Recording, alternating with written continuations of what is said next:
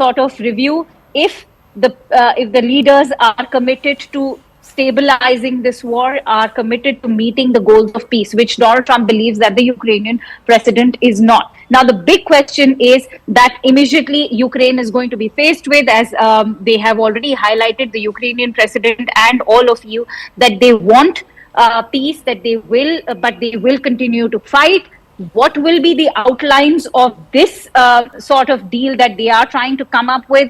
That is unanswered.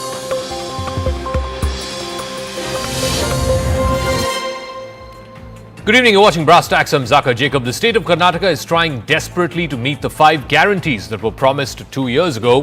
While it won the Siddaramaiah government the election, over the last couple of months, the government there has been unable to meet even flagship schemes like Griha Lakshmi. At a time such as this, Congress MLAs are asking for 20 to 30% hike in their monthly salaries. The Speaker is even ordering recliners for rent for these MLAs. Is this not a case of misplaced priorities? This is a state that has over 6 lakh crores in outstanding debt. This is a state which cannot find 60,000 odd crores to fund these guarantees. And at the same time, recliners on rent, and more importantly, you have MLAs asking for a salary hike of between 20 and 30%. The moot question that needs to be asked of the Karnataka government is this not a case of completely being tone deaf? The subject did figure in our meeting. Opinions were also expressed. We will bring legislation regarding revision of salary because it is long time it is not done. So while some may try to justify the demands of the MLAs because the last time the MLA salaries got revised was many years ago, here is what the state is losing out on.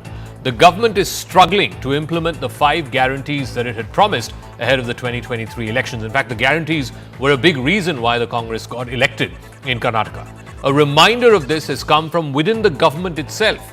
In fact, the Karnataka Labour Welfare Board is facing a crunch of funds. Civic issues, particularly in Bengaluru, like deadly potholes, for example, and they have to be repaired before the monsoon hits.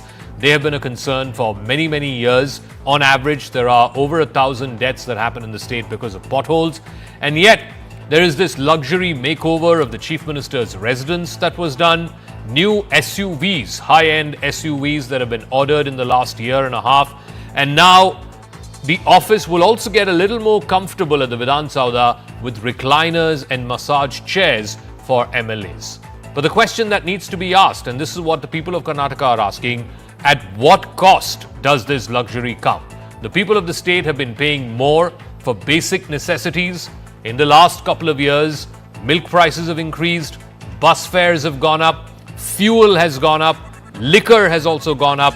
All of these items, some of them essential, some of them daily items, some of them you could see as luxuries, but all of them have seen an increase in rates over the last 1 year.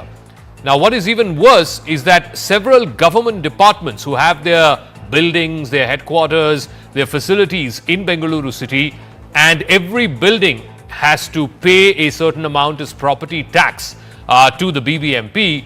Many of these government buildings have reportedly defaulted on property tax for the last decade and a half, nearly 17 years. Let's listen in to what the justification is from the government side and what the BJP, the opposition there, is saying, and then we'll go across to our guests. ಸುಮಾರು 100 ಮೇಲ್ಪಟ್ಟು ನಾವು ಬೃಹತ್ OTS ಇದ್ದಾಗ ಅದಕ್ಕೆ ಸದುಪಯೋಗ ಮಾಡಬಹುದು ಅಂತ ದೃಷ್ಟಿಯಿಂದ, ಯಾಕಂದರೆ ಅಲ್ಲಿ ಪೆನಾಲ್ಟಿ ಮತ್ತು ಇದು ಇಂಟ್ರೆಸ್ಟ್ ಎಲ್ಲ ಜೀರೋ ಆಗಿ 1/3 ಅಮೌಂಟ್ಗೆ ಸೆಟಲ್ ಆಗಿಬಿಡುತ್ತೆ ಅಂತ ದೃಷ್ಟಿಯಿಂದ ನಾವು ನವೆಂಬರ್ ಒಳಗಾಗಿನೇ ಕಟ್ಟಬೇಕು ಅಂತ ಎಲ್ಲರಿಗೂ ನೋಟಿಸ್ ಕೊಟ್ಟಿದ್ದೀವಿ ಆ ಟೈಮ್ಗೆ. ಈಗ ಯಾವುದು ಹೊಸದು ಕೊಡ್ತಾ ಇಲ್ಲ, 100 ಮೇಲ್ಪಟ್ಟಿದೆ. ಈಗ ಎಲ್ಲ ಸೆಂಟ್ರಲ್ PSU ಡಿಪಾರ್ಟ್ಮೆಂಟ್ಗೆ ಈ ತಿಂಗಳು ನಾವು ಅಲ್ಲಿ ಸ್ವಲ್ಪ ಜಾಸ್ತಿ ಹೋಗಿ ನಮ್ಮವರಿಗೆ ರೆಸ್ಪಾನ್ಸಿಬಿಲಿಟಿ ಕೊಟ್ಟು ಝೋನಲ್ ಕಮಿಷನರ್, ಸ್ಪೆಷಲ್ ಕಮಿಷನರ್ ಅಲ್ಲಿ ಹೋಗಿ ಬೇಡ್ಕೊಂಡು, ಯಾಕೆಂದರೆ ಅವರಿಗೆ ಕೂಡ ಮಾರ್ಕ್ನೊಳಗಾಗಿ ಹಣ ಬರುತ್ತೆ ಎಲ್ಲ ಡಿಪಾರ್ಟ್ಮೆಂಟ್ಸ್ಗೆ, ಅಲ್ಲಿ ಕಟ್ಬಿಟ್ರೆ ನಮಗೆ ಅನುಕೂಲ ಆಗ್ತದೆ ಅಂತ ದೃಷ್ಟಿಯಿಂದ ಮಾಡಿದ್ರು. The contractor association people met me. They are requesting for bill, but the biggest problem is when BJP government was there, they have done overwork. So in my department itself, more than 1 crore, 1,20,000 crore work has been going on. But I have a budget only for 16,000, in that 16,000, 5 to 6,000 only capital work can be done. We can release the funds for 5 to 6,000 crores, that's all. But on seniority, we are releasing it. But all small contractors have decided we will clear the bill immediately as early as possible. So the question is, can the state afford this expenditure? Back Friday, the Chief Minister of the state will be presenting the budget, and we'll know for sure how he's managing to balance his book of accounts. But 66,000 crores is what is being spent by the Siddaramaiah government just in servicing debt in the fiscal year 24-25. That is just the interest that they are paying on the loans that they've already taken out from various institutions. In the current financial year, almost 40,000 crores, 39,245 crores is to be paid towards interest payment, which puts the total outstanding debt of the state of Karnataka to the extent of 6.6 lakh crores by the end of this financial year. It has never been, the total outstanding debt of the state of Karnataka has never been as high as what it is currently, 6.6 lakh crores. The burden of debt on states is often measured in relation to their gross state domestic product, or the GSDP, and the ratio of debt to GSDP currently stands in Karnataka at 24%, which means for every rupee that is generated in tax revenues, a quarter, 25 paise, goes just in servicing the debt. The growth in outstanding liabilities grew by a whopping 109% in the last 5 years. In the last 5 years, you've had 2 years of Congress government, you've had 3 years of BJP government, but essentially after COVID, the total outstanding liabilities of the state of Karnataka have increased by over 100%. It has doubled in the last 5 years. All right, I want to go across to our guests. Prashant GS is spokesperson of Karnataka BJP and Deepak Timmaiah is spokesperson of the Congress. Mr. Timmaiah, let me start with you first. At a time when, the state is finding it difficult to meet the guarantees, it is trying to find where it can get this 60,000 crores from. Flagship schemes like Griha Lakshmi example for the last couple of months, women have not got that money. At such a time, Speaker is renting reclining chairs.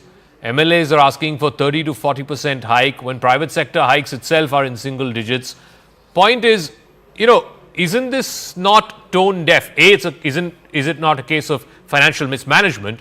And more importantly, is this not a case of being tone deaf at a time when everybody is saying that the economy is slowing down, there is a growing, deficit problem, and suddenly you have this, recliner chairs and salary hikes? Mr. Zakka Jacob, I think that, as usual, the media is trying to make a mountain out of a molehill, because I don't think this is just about the Congress MLAs, as you know, and these demands have been there for a very long time. And I think that when people have been asking for increase and increments all over the country, all over the world, because of the inflation and so many other reasons, if you assume that an MLA makes money only out of corruption and he doesn't need any money to be paid by the government for him to do his job, I think there itself the whole idea of these misplaced ideas about things are, perhaps, because the government perhaps has to pay the MLA properly and should make him accountable, and the people should be able to hold the person accountable, so that when he's paid by the government and he's paid by the people, the MLA is responsible to act in a certain manner. Okay. I would actually say that, you being an intelligent person, people like you should be asking for the MLAs to be paid on par with the corporate executives, so that you can stop the kind of corruption that you allege itself on many occasions, and make these people work accordingly. Because you know that an MLA's job is not an easy job. It could be a BJP MLA or a communist MLA or even JDS MLA or a Congress but MLA. Mr. Timmaiah, Yes. most MLAs get much more than what corporate sector employees get. Secondly, one second, hear me out. The issue is not just about the MLAs. Your party, your government made these, really sky-high guarantees, 5 guarantees that were promised. No, you are struggling. Mr. Timmaiah, hear me out, please, 10 seconds. You are struggling to find the monies to fund those guarantees. Please explain to me why in the last 2 months, many women, particularly in northern Karnataka, have complained that they have not got the guarantee money that was promised by the Congress. If there were funds, Mr. J- it would definitely go in. Even ministers in the government are talking about it. Why? Mr. Jacob, don't you think that, here you're singling out these guarantees because, I think most of the people who are opposing the Congress government just want these guarantees to fail. And do you think it's a bad thing that the government has done by offering these guarantees to women? That Okay. they can actually You have think some guarantees are the empowerment? only thing? You I keep will talking tell you about what the government Kalyan not having Karnataka money to pay. Welfare Board, The government will the search Kalyan for the money to Karnataka pay for Welfare it, Board, Mr. which Jacob. looks There after could be Northern hiccups. Karnataka, was sanctioned 5,000 crores. The amount of money that has been released in the last 2 years is less than 1,000 crores. And the chairman of the board has officially written to the chief minister saying the funds are not being released. If But the why state aren't is you talking if the about state this is surplus, in then case why of- is the state not releasing that money? So, in case of the central government, when the central government goes into splurges, in the sense, to get things done, because, most of these are ambitious programs, it could be anything. You could actually list them yourselves. But you don't even have a word to criticize the central government, as if the central government has so much money that it can do whatever that it wants. central to. government is Only not that the defaulting Karnataka on its government, payments. The central even if government it's has not aspirational- promised guarantees Could you that it's also going listen to back me for a on. moment? Come Let on, me just finish the Mr. Timaya, sentence. have a reasonable The thing argument, is please. that- Zakka, can I comment? Let's ask GS I think Prashant this. it's GS becoming a Prashant, monologue so from Mr. Congress. Timaya's contention is it's not just Congress MLAs, even BJP MLAs have asked for a salary hike. Please respond. See, Zakka, first let's put things in perspective. The massage chairs and recliners are the brainchild of the Congress Speaker and the Congress MLAs who apparently think they are being overworked and they need to relax in the assembly. Is assembly a place to relax? I think the answer would be a blatant no from a child of 5 years to a person of 100 years of age. Who is now demanding that they need massage chairs in the assembly? That's point number one. Be that as it may, in so far as the price of commodities is concerned, when the stamp duty is increased by more than 600%, the vehicle taxes increased by more than 10%, the hospital OPD has increased by more than 5 to 10%, the college fees has increased, EV vehicle charges have increased, water charges have increased, including the price for milk and bus pass increase, petrol and diesel price increase. All that you ignore for a moment. You take Mr. on Prashant is record talking what to the the central Congress government. economic advisor to the CM had said. The coffers are running dry because of guarantees. That's on one point. And to come back and say that where the money is coming from, they have diverted 25,000 crores of SC money for guarantees. Whereas the central government, apart from the allocations in the general category to everybody, including SCSTs, they have allocated more than 1,66,000 crores in the present budget for the SCST welfare, which means BJP is the only party which is looking at the welfare of the entire nation as a whole. Okay. And Congress leaders here want to splurge on their personal necessities for their No, luxuries. but the total and outstanding the BJP culture is debt, there. the total outstanding debt of the state of Karnataka has gone up by 109% I would answer that. Zakka, over the last it's- 5 years. In the last 5 years, Zakka, 3 it's years, more BJP easier government was answer. there.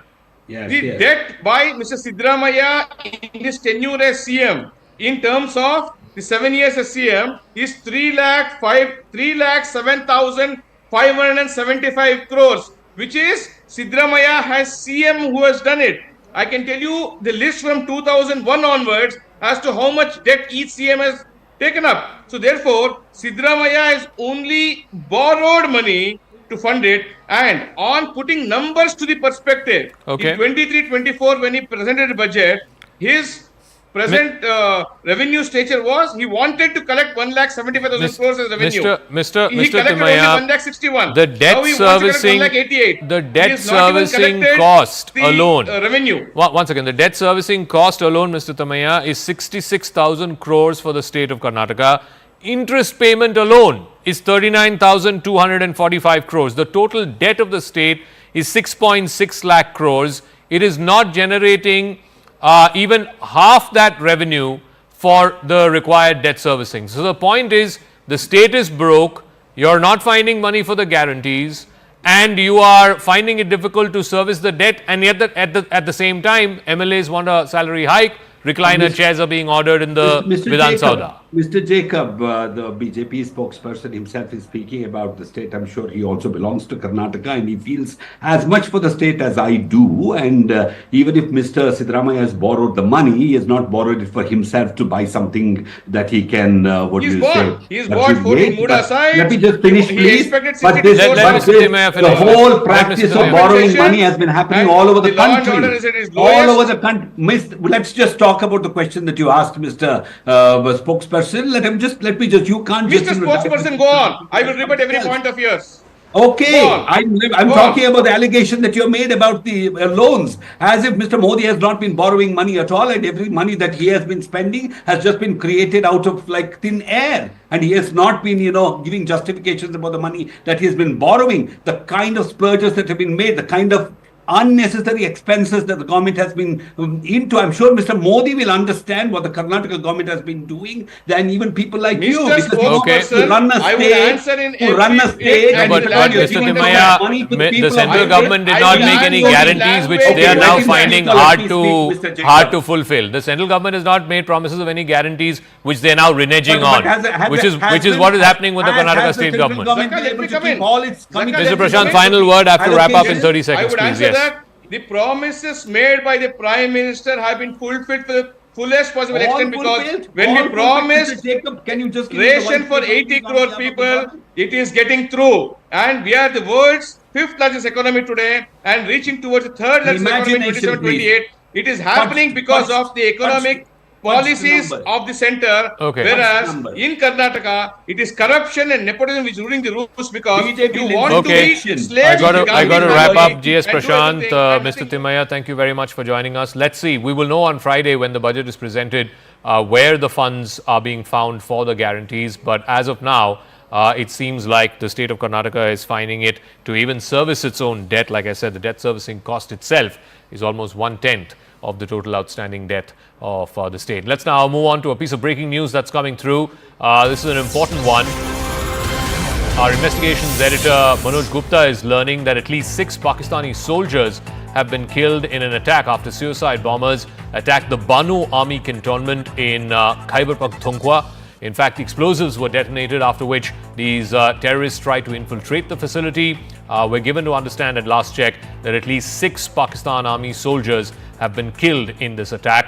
Let me go across to Akanksha, who has more details on this. Akanksha, so Khyber Pakhtunkhwa has seen terror attacks in the recent past as well, but walk us through what are the details you have about this particular attack.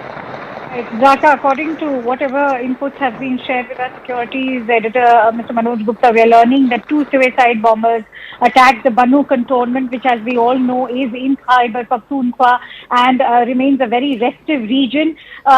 These 2 suicide bombers detonated these explosives near the cantonment. As you've already highlighted, 6 security personnel have been killed. Sources have confirmed that there were 2 bomb blasts and there was also continued firing. It's being seen as a severe assault, remember, because it is on the Kant area in Banu, which is roughly 300 kilometers away from Islamabad. We all know that Pakistan has been seeing a significant increase in terror activities, especially in Khyber Pakhtunkhwa and Balochistan. Primarily, all of it began after the TTP ended its ceasefire with the government back in November of 2022. So we'll have to see who owns up to take responsibility for this suicide bombing attack. Okay, Akanksha, we'll leave it at that. Thank you very much. So 6 Pakistani soldiers feared killed in that attack in Khyber Pakhtunkhwa. Let's now move on to other international stories. After the fiasco that happened in the White House last Friday, US President Donald Trump has decided to pause all military aid to Ukraine. The United States is the largest provider of military aid to Ukraine. In fact, since the Russia-Ukraine war began 3 years ago, the US has given more than $65 billion to the Ukrainian army. This is out of an appropriation of over $180 billion that the US Congress has passed. Now, the $65 billion comes to a screeching halt. The question is, how long can Ukraine continue to fight without American help? Of course, we saw what happened over the weekend. The emergency summit that was convened by British Prime Minister Keir Starmer in London, where European countries have stepped up their defense spending. They've also stepped up the military aid that they're giving Ukraine. European leaders are trying to fill that void which America leaves behind. But the moot point is, even the European leaders know that without America and without an American backstop to the minerals deal, an American backstop to any kind of temporary ceasefire that may be on the anvil, then Ukraine and its war effort to defend itself from Russian aggression is pretty much dead on arrival. So let's break up the amount of aid that's been given by the United States as well as by the European Union. The US, of course, has been the biggest donor of military hardware and military aid to Ukraine during these last 3 years of the war. With that halt, with that pause in military aid, Ukraine has now been deprived of supplies worth $1 billion, which were in the pipeline. Now, what are the major kinds of artillery or combat weapons that America has given to Ukraine? Artillery rounds, 155 millimeter howitzers. These are guns and shells which have been given, which are required for ground combat. There are the HIMARS, extremely useful rockets, rocket launchers, which are meant for long to medium range strikes. There are also the anti-tank missiles, which were useful in the first half of this war, the Javelin anti-tank missiles. Also the Stinger missiles, both the Javelins and the Stingers were essentially used by the Ukrainian army to try and halt the Russian tank and the Russian infantry combat movement in its tracks. Also, there are Stryker armored vehicles which have been provided by the United States to Ukraine. That comes to a halt as well as the NASAMS air defense systems. Now, remember, London has stepped in and said that they are providing $2 billion to Ukraine to procure similar air defense systems, about 5,000 of them. The United States has also provided Ukraine with advanced tanks as well as sophisticated drones. Much of this war is being fought by unmanned aerial vehicles, drones that are being provided by both the European partners as well as the United States. The US part, at least, comes to a screeching halt with the decision taken by Mr. Trump overnight. Let's listen in to what he had to say as to why he felt the need to put an end to all American military aid to Ukraine. Well, I just think he should be more appreciative because this country has stuck with them through thick and thin. We've given them much more than Europe, and Europe should have given more than us. If we gave $1, they should have given. Well, we gave $350 billion. They probably gave 100. So the impact of this military pause by the United States, it may not be immediately felt, but certainly it's going to be felt in the next 3 months or so. Certainly by the summer, Ukraine is going to feel a shortage of ammunition. Now, what happens when you have a shortage of ammunition, particularly when you're taking on a bigger and more well-equipped foe, which is the Russian army, is that you start rationing the ammunition. So Ukraine's defense fortifications could therefore weaken. So Putin must be looking at this and saying that if he plays for time, because time certainly seems to be on his side, if he plays for time, then he could further attack Ukraine and further reinforce Russia's positions, maybe grab more Ukrainian territory. Ukraine's counter-attacking abilities will also suffer. Remember, last August, they made this daring attempt in Kursk, which was Russian territory, and now Ukraine is hoping that they can use that as some kind of a quid pro quo for territorial adjustments if it came down to peace negotiations. The Russian air attacks might also intensify. Like I said, Putin will be very closely watching the halt in American aid, military aid, and will want to step up further Russian attacks, both by ground as well as through naval attacks and air attacks. Russia could also push for more territorial gains in the next 2 to 3 months as Putin tries to put this war on a fast track before eventually both sides get to the negotiating table and try to freeze the borders as they currently stand. So US President Donald Trump, he recently had said that Washington had spent over $300 billion on the Ukraine war effort. He said that even last night as he paused the military funding to Ukraine. It's an assertion which sharply contrasts with the figures that have been provided by Ukrainian President Volodymyr Zelensky. He's also accused Europe of not pulling its weight in aid. Let's try and put those claims by Donald Trump through a fact check. The Kiel Institute for World Economy, one of the most respected think tanks in the world, a German research group which has been tracking all the Ukrainian aid that that country has received in the last 3 years, it estimates that America has supplied approximately $20 billion in total aid, while European countries have collectively contributed $138 billion. Sorry, that's $120 billion of total US aid and $138 billion collectively by all the 20 plus European countries. The United States leads in military support. It has contributed more than $67 billion to the Ukrainian army in terms of just military aid that has been made available in the last 3 years of this war, whereas European countries put together have given slightly less at $66 billion of military aid. But Europe, on the other hand, has outpaced the United States when it comes to financial as well as humanitarian aid, contributing about $22 billion, whereas the US has so far given only $3.5 billion in terms of humanitarian aid to Ukraine since this war began. CNN's Anderson Cooper, in fact, sat down with Fareed Zakaria, the host of GPS and one of the foremost foreign policy thinkers in the world, to try and get an assessment of what impact this is going to have on the battlefield, because this is ultimately a battle of attrition. And if the biggest donor, which is the United States of America, is pulling the plug from under Ukraine's feet, then how may that translate on the battlefield? This is Fareed Zakaria's take. So, Fareed, I mean, Caitlin Collins made it crystal clear this would not be happening if President Zelensky had not stood up for himself, or if he had apologized more or been thankful more. What's your reaction to this pause? It is a historic mistake, and it is sad that the United States would change its policy on the most important geopolitical event going on right now, the greatest land war in Europe since World War II, because President Trump felt he wasn't treated nicely. I mean, this feels to me like taking personal diplomacy to an absurd level. Look, I don't think Zelensky handled it perfectly either. I think that, he took Vice President Vance's bait. He shouldn't have. He got too emotional. He should have just let all that stuff be discussed privately. But you're talking about hundreds of thousands of Ukrainian soldiers on the battlefield who are now going to experience death and destruction because President Trump felt he didn't get a nice thank you. I mean, it just seems grotesque. If you were Vladimir Putin tonight, this, I assume, is the best news possible. Well, the Russians have been celebrating now for a week or two because they have seen a complete reversal of American policy, not just a complete reversal of American strategy, but even of American kind of morality, where we are now openly siding with Russia. We're talking about the ways in which Ukraine is the problem.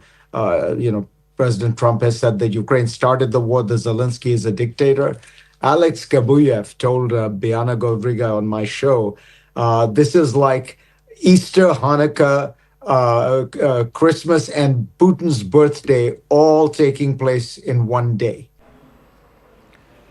So China, Canada, and Mexico have now announced retaliatory measures against the United States after President Donald Trump confirmed that his administration would be imposing sweeping tariffs on exports from Canada, Mexico, and China into the United States. This has marked a sharp escalation in trade tensions, particularly across North America. In fact, Canada and Mexico happen to be the two biggest trading partners of the United States.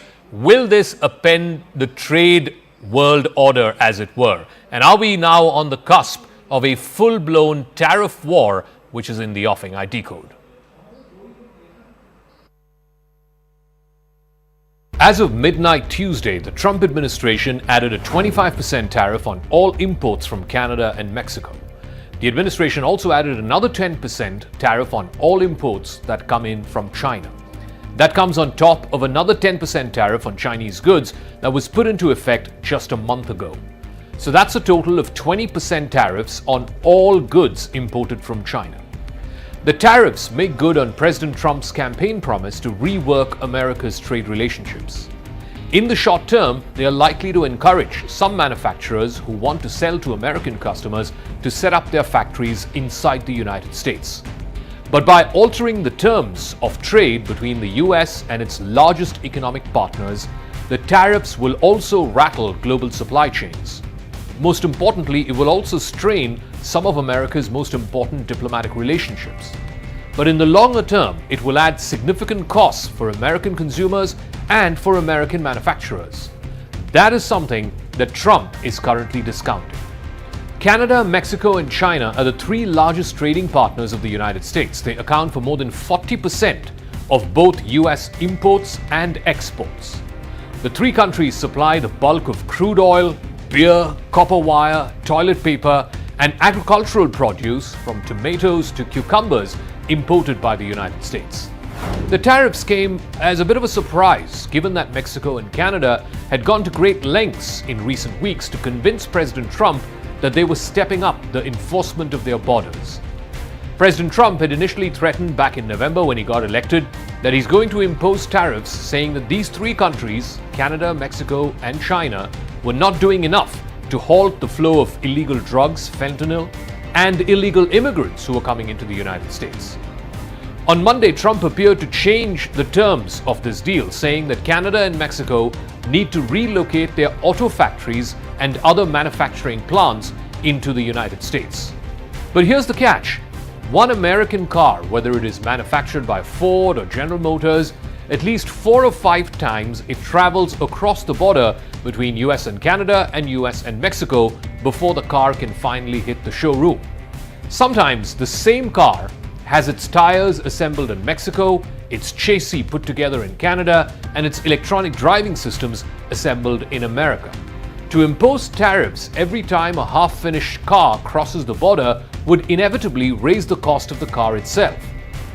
Prime Minister Justin Trudeau of Canada has said that his country would respond with its own tariffs of 25% on more than $150 billion worth of American goods. He said that tariffs on $30 billion would go into effect right away.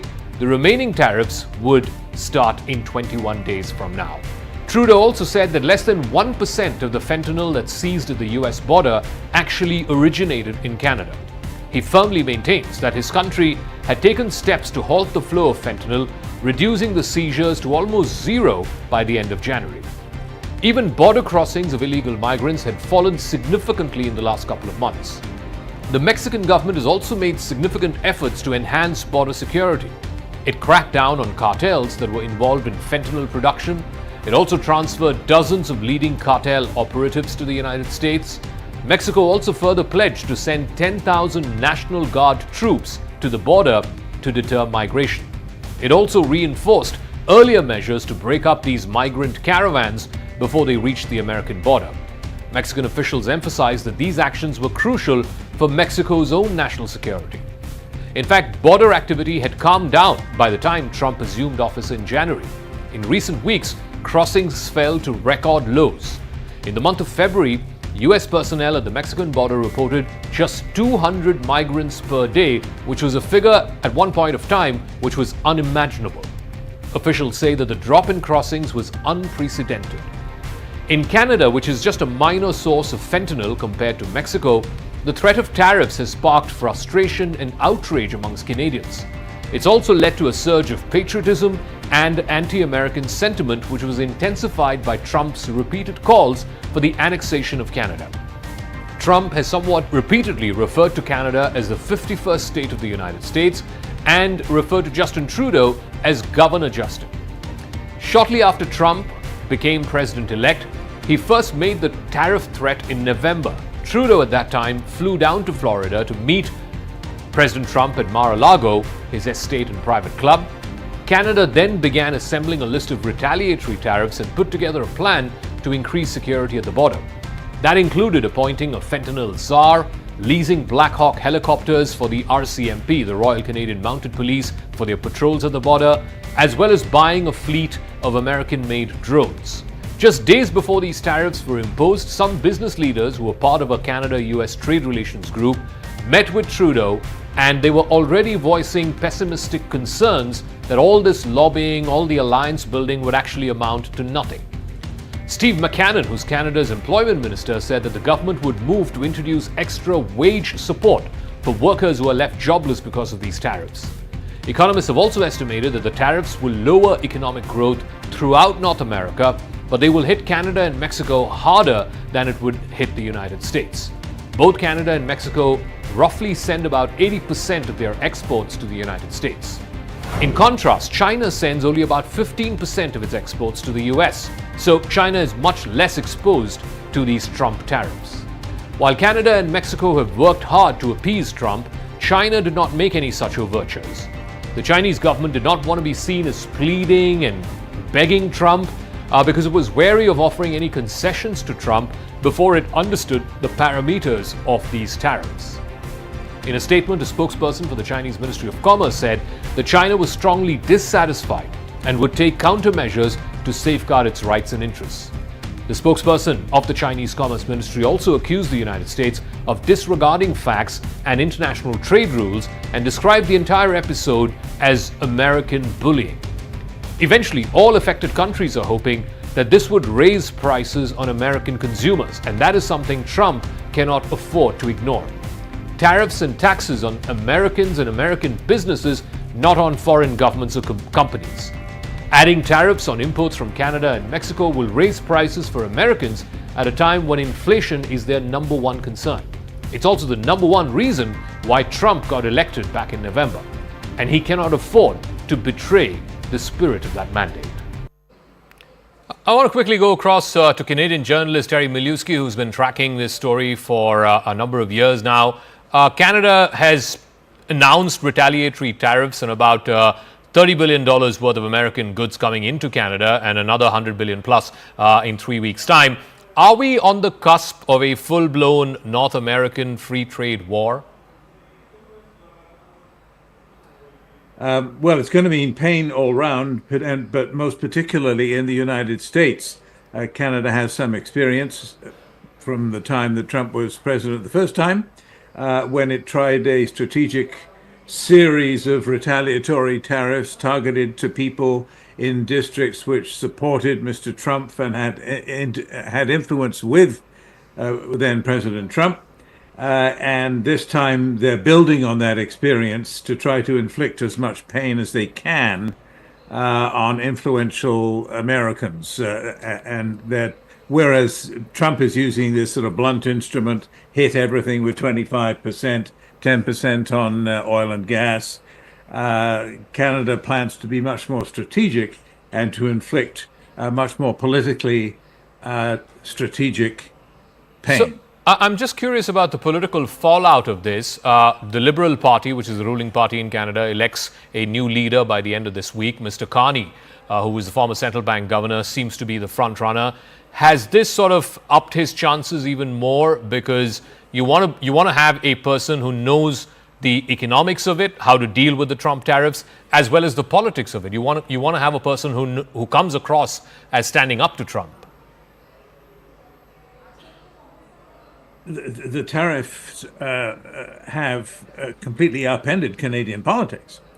It's questionable in my mind as the country seems to rally around the government in this time of crisis, boycotting American goods, flying the Canadian flag, standing up to the big bully down south. There's a tremendous national spirit going on. People are refusing, speaking of spirits, to buy American booze. And it's questionable in this environment whether Trudeau would have even quit, as he did shortly before this all erupted.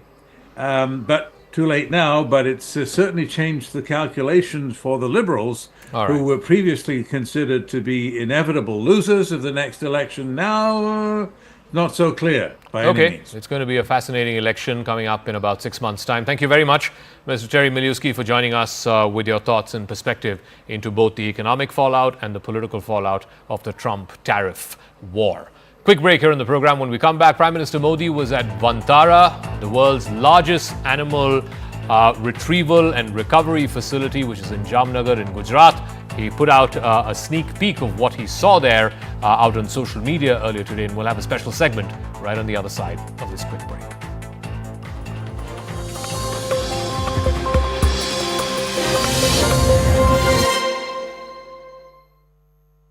LIC presents Jeevan. A pause on shipment of US military aid to Ukraine after his heated Oval Office argument with Ukrainian President Volodymyr Zelensky last week. Now, the halt in aid came after Trump held a series of meetings with top national security officials at the White House. Now, the pause will apply to all military equipment not yet inside Ukraine.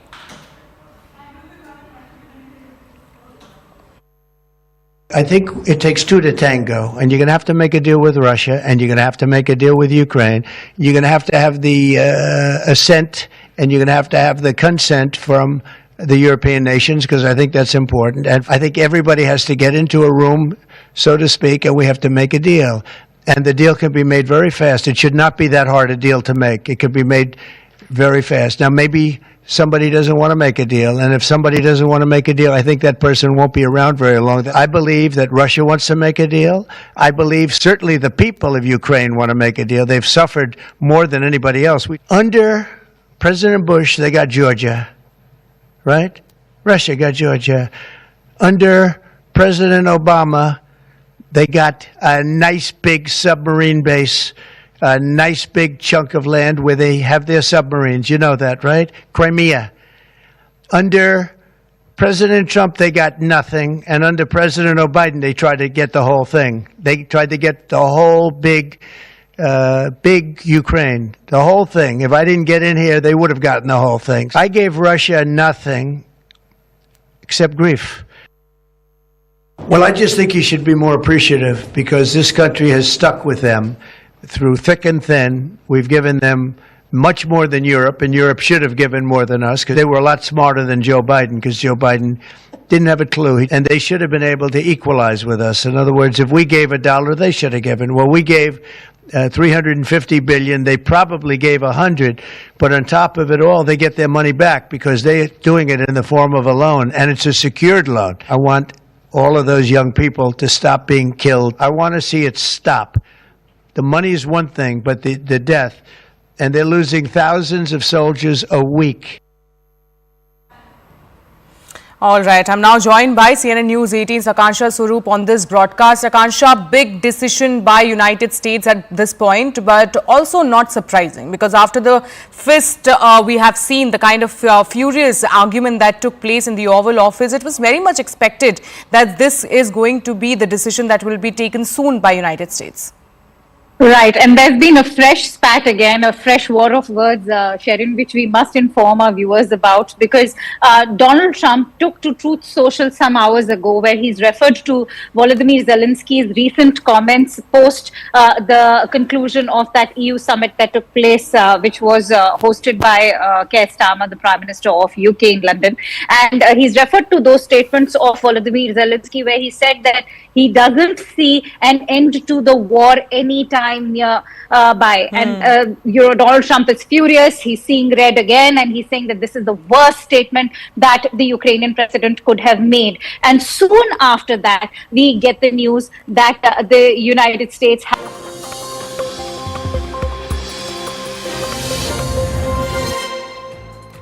Prime Minister Modi inaugurated Vantara in Jamnagar over the weekend. It is a wildlife rescue and conservation centre which is home to over 1.5 lakh rescued animals across 2,000 species. The Prime Minister commended Reliance Foundation Director Anant Ambani and his entire team for promoting ecological sustainability and wildlife welfare at Vantara. He explored various facilities of the centre. He closely interacted with the various animals that had been rescued and rehabilitated inside Vantara. Here's a sneak peek of the Prime Minister's tour inside one of the world's largest rescue and rehabilitation centres for wild animals.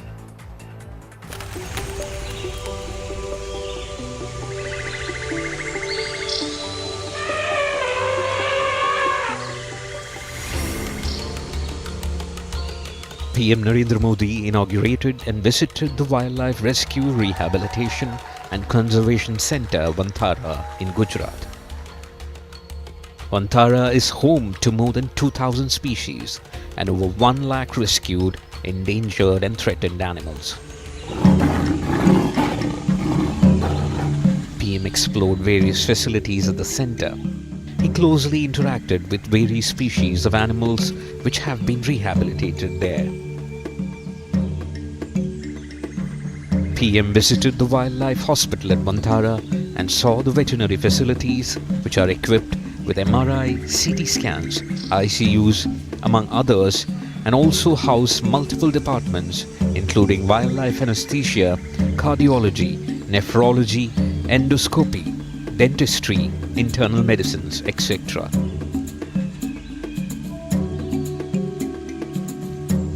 Here he played with and fed various species, including Asiatic lion cubs, white lion cub, clouded leopard cub, which is a rare and endangered species, caracal cub, among others. The white lion cub, which was fed by PM Modi, was born at the centre after his mother was rescued and brought to Vantara for care. Vision is that at Vantara in Jamnagar, we would like to be the world's most advanced wildlife institute, and we would also like to conserve and breed critically endangered species so we can release them back in their habitat, because a lot of species, even today as we speak, species are going extinct. Correct. And what you saw today is, so in Hindi there's a saying Chidiyaghar, it's not a chidiya, Sevalya hai. So we have created it as a Sevalya, and it's an area where we only rehabilitate, rescue, preserve, conserve and breed the endangered species. The caracals, which were in abundance in India, are now becoming a rare sight. In Vantara, caracals are bred under a breeding program in captivity for their preservations and are released in the wild later.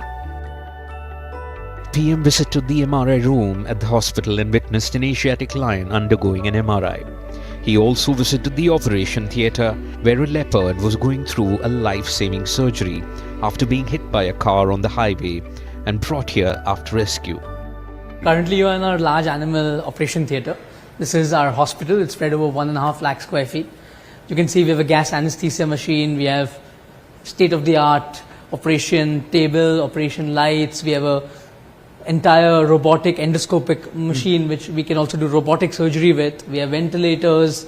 We have everything which is state-of-the-art. I personally have not seen such a well-equipped ICU. So I've visited more than, before I could build this, I visited more than 30 or 40 facilities all across the world, and I took inspiration from every one of them.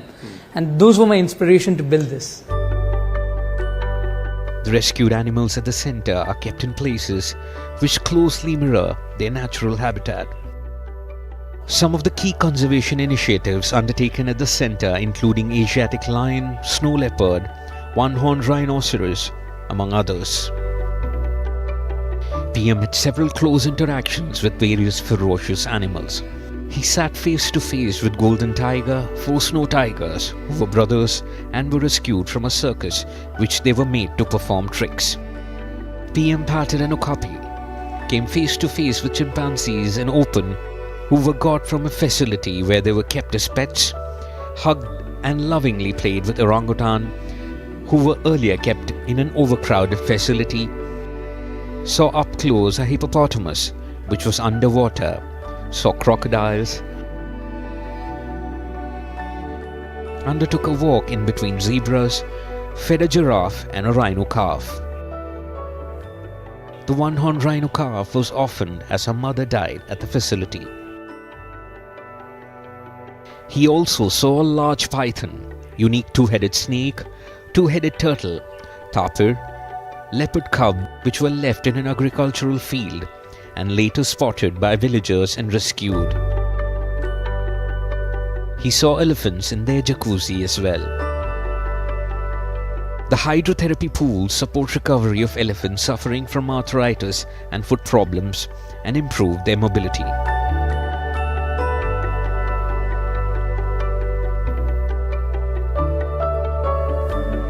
When I was young boy and we were going, I was I think 12 years old, we were traveling from Jaipur to Ranthambore.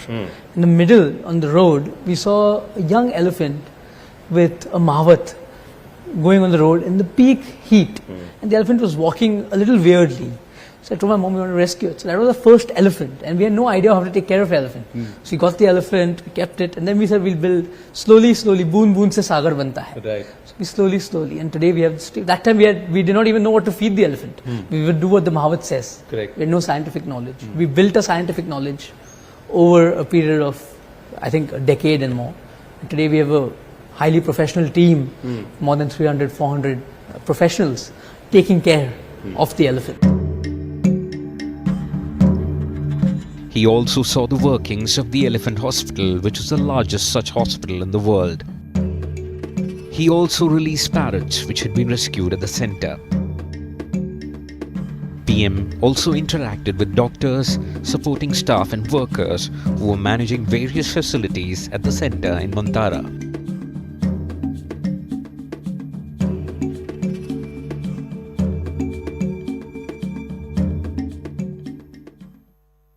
Now, in the heart of all of this enterprise, where Reliance core and perhaps its ancillary and affiliates overall influence more than 1.5 crore lives, correct me if my numbers is wrong, amidst all of that, you thought of saying, okay, let's go and help those who can't talk for themselves.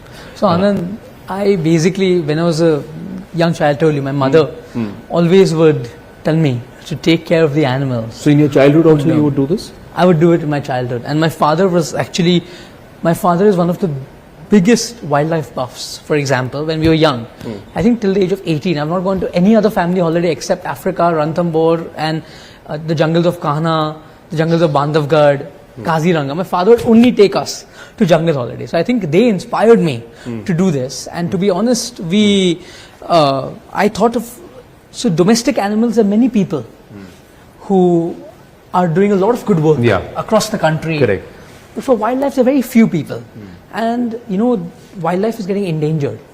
Here, we have more than 50, 60 endangered species. 50, 60 endangered species? We have rescued from various backgrounds, like circuses, from road accidents, from animal-human conflict, from zoos which are overcrowded. We have rescued animals from all across, from hunting lodges in South Africa and from other places. So, while we were rescuing them, I thought that we need a state-of-the-art hospital. We need a state-of-the-art facility. I don't want to keep them in cages. I want to keep them in their natural habitat. So we worked very hard. You saw today, I showed you. We have mimicked the natural habitat to the T, as to the best of my ability. And my team is more important than me. There's a trust, and the trust runs it. So the team has created a wildlife sanctuary, and each enclosure has its own biodiversity. From the plants to the water body to even the rocks and the logs are from originally where the animals came from. Our focus is that India should not have any wild animal suffering in captivity, or any wild animal should not go without being treated. What does it do for you? Why do you do it? For me, I'm asking as a layman. Everybody has money. Some people have little, some people have lots of money. Everybody does different things with them. You need to have a cause, something that drives you. So my cause to do this was that human welfare, there are a lot of people working, but animal welfare, there are few people working. I think I was the chosen one, and I was fortunate enough that God's blessings that I could do seva of animals. For me, in today's life, you can't see God, but I see God within every animal. They say that in our dharma, they say that in a cow there are 64 crore devtas. But for me, not only in a cow, but I see in every animal a devta. So it's my giving back to society. Does it help you heal?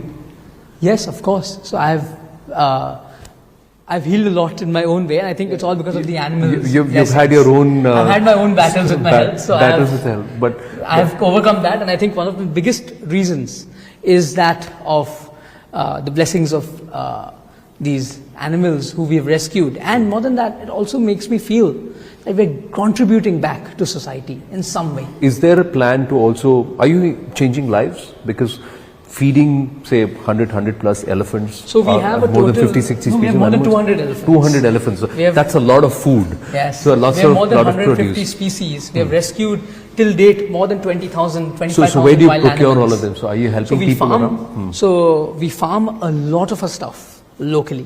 So we have helped the local farmers. So we tell them organic manure from our gausalas, from our elephant, the dung, we give it to the farmers. So they also have an economy. We farm the feed. An elephant needs 200 kilos of fodder a day. Correct. So we have 200 elephants, so imagine the amount of food.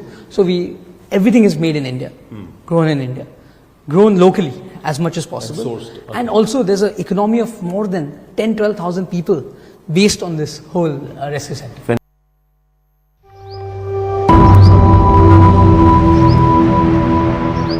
This is Vantara, a 3,000-acre animal rescue and rehabilitation centre at the Reliance Refinery Complex in Gujarat's Jamnagar. It focuses on the rescue, treatment, care and rehabilitation of injured, abused and threatened animals. Vantara has been conceptualized and brought to life under the leadership of Anant Ambani, who is an ardent animal lover. The Vantara ecosystem comprises of an elephant center which is home to over 200 elephants rescued from all over the country. The elephant center has state-of-the-art shelters, water bodies, Ayurveda treatment sections and a large elephant jacuzzi for treating arthritis in elephants. It is also home to a 25,000 square feet elephant hospital, which is one of the largest in the world. Vantara also has a green zoological rescue and rehabilitation center, which is home to over 2,000 animals across 43 species. Vantara has collaborated with leading experts in animal care and welfare to transform the space into a jungle-like environment where rescued species can thrive in. Full to everyone out here, you all took the whole day.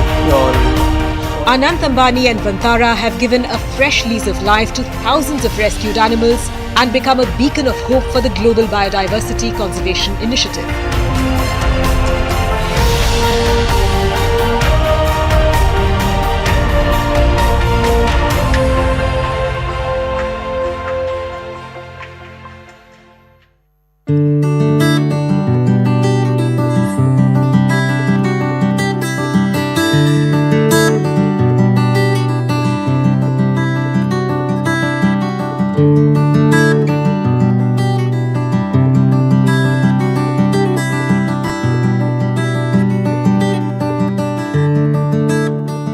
Vantara, made of two words. One means jungle, star of the forest. That means when there is no hope, there is no light, it's all darkness, there's just one star or perhaps one area that is perhaps a ray of hope. And that's what Vantara aspires to be for animals in distress. Behind me is a pachyderm. There are nearly about 200 pachyderms here, ladies and gentlemen, 200 elephants.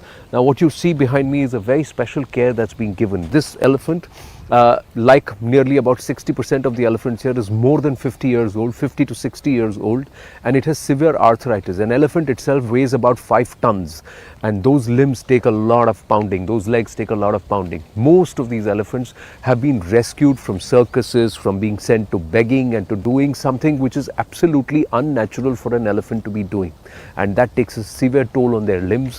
What we are seeing is oil massage being padded around their limbs, around especially the joints, so that it can heal them, it can relax them, and then they are taken into this pond, a natural habitat created because of water and the buoyancy principle. It relaxes them. They are even fed. Now if you were to see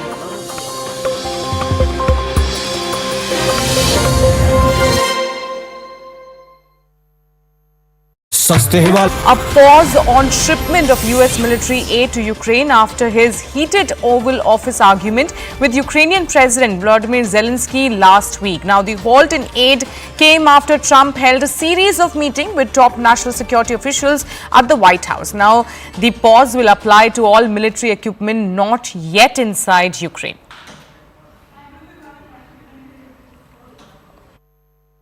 I think it takes two to tango, and you're going to have to make a deal with Russia, and you're going to have to make a deal with Ukraine. You're going to have the assent, and you're going to have the consent from the European nations, because I think that's